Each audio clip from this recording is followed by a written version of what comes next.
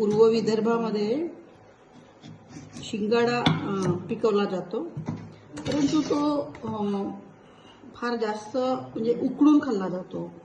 काही विशिष्ट लोक त्याला उकळतात, हिराकस वगैरे टाकतात त्याच्यामध्ये, मडक्यामध्ये उकळतात आणि नंतर ते उकळलेले शिंगाडे खायला मिळतात. आपण जर कच्चा शिंगाडा खातो म्हटलं तर सगळ्यांना वाटतं की याला कापायचं कसं, कापलेला नसतो, म्हणून बरेच लोक जे कच्चा शिंगाडा खायचं टाळतात.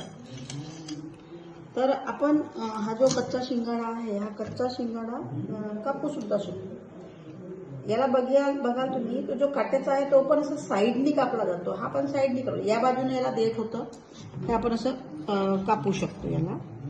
नंतर ही त्याची साईड, दुसरी साईड आपण कापायची, लवकर कापल्या जाते.